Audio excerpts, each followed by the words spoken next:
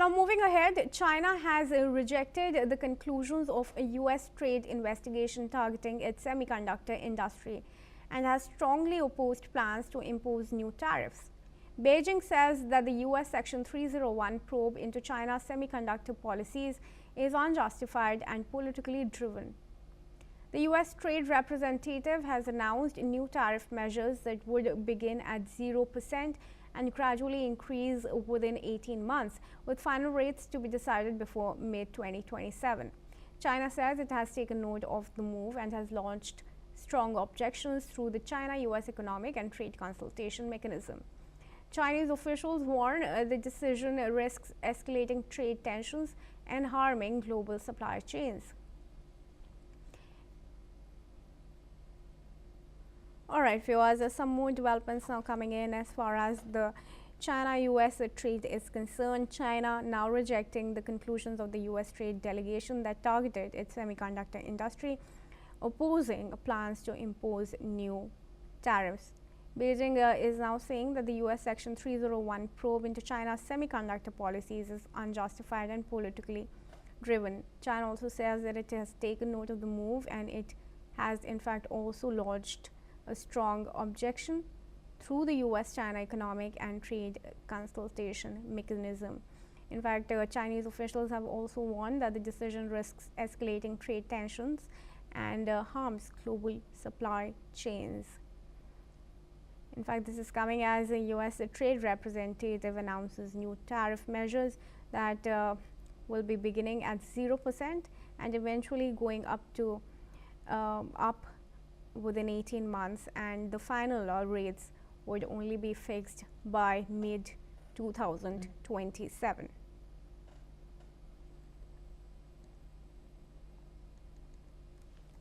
All right, I'm told I'll be joined by a senior guest here to get his opinion on this, and in fact I am joined in by Sharad Kohli, who's a senior economist and joins us from New Delhi. Thank you, Mr. Kohli, for joining us on Christmas, and I extend very warm greetings to you on the occasion.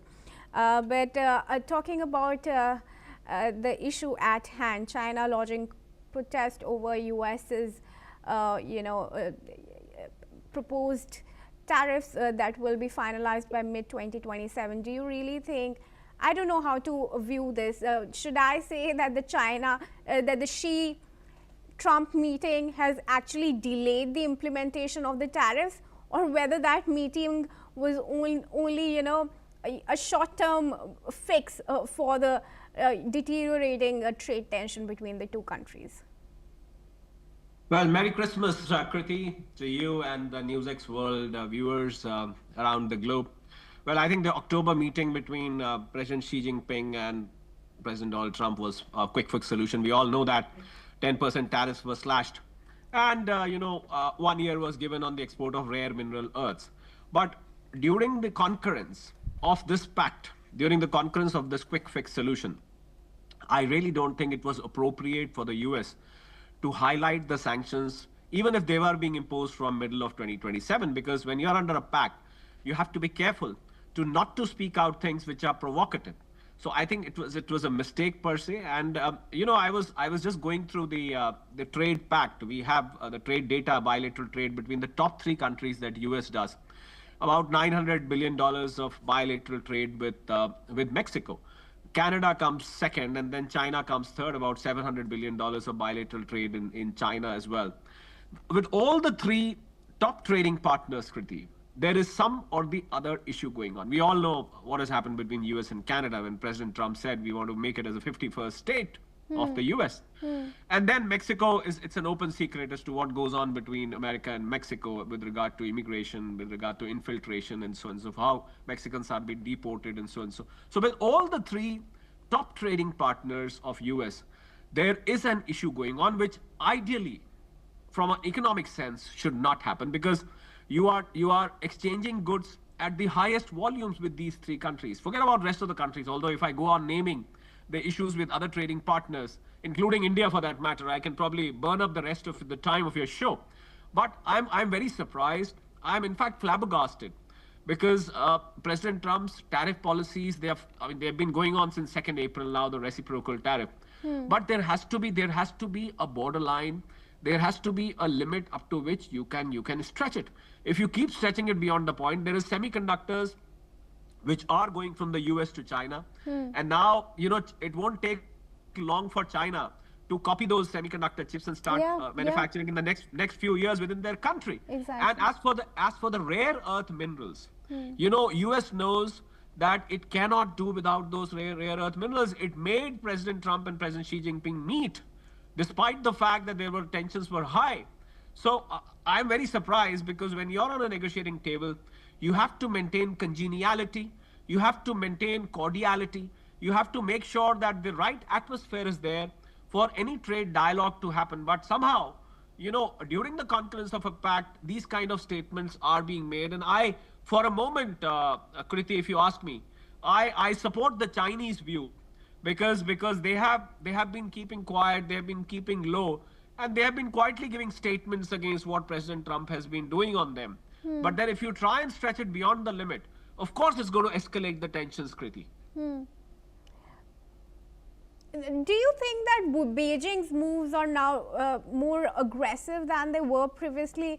And do you also think that the two countries, the two superpowers, might as well be heading for a war as far as the semiconductor and the chip industry is concerned?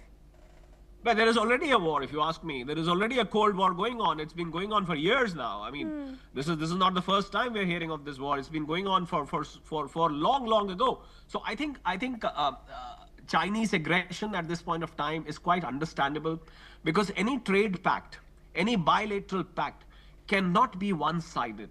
You cannot just make everything in your favor. In diplomacy, you have to balance things out. Let agree to somebody, also agree to something from your end as well. So I think if it's a one-way traffic, I really don't think it's worked. So for a moment, as I said, I'm not a big China fan personally, but then for a moment in this particular issue, I do support the Chinese contention, because I've seen the US approach towards other countries as well, and this includes India, not because I am from India and I am in New Delhi right now, so I am probably thinking of my own country. No, that's not the point. I have seen this happening with many other countries. There's been a bullying tactic. If you try and bully a country to do what US says, the times have changed. I think a new world order, a new economic order is already in place. It's not the time when US was the ultimate boss, which is still trying to imagine that it is. That's not the case anymore. I think the sooner US understands that, or the sooner, shall I say, White House understands that, the better it would be for them. Otherwise, as you rightly said, this war is going to get aggravated. This war is going to, and there are larger geo-economic issues. Why should we forget that? There is the Taiwan issue, which is a big issue. The South China Sea tensions, that's already simmering. Every time there is a threat from China on Taiwan, every time there's a military exercise done in the South China Sea, you find US ships on alert. So in a broader perspective, when the geopolitical tensions are already flared up, in the midst of that, when you try and add some more fire because of the trade tensions, I think it is obviously going to aggravate the things, not to everybody's comfort. Kriti. All right. Well, sure. I'd leave it at that. Thank you very much again, Sharat Kohli, for joining us here. And moving ahead now, viewers, Somalians turned out in large numbers on Thursday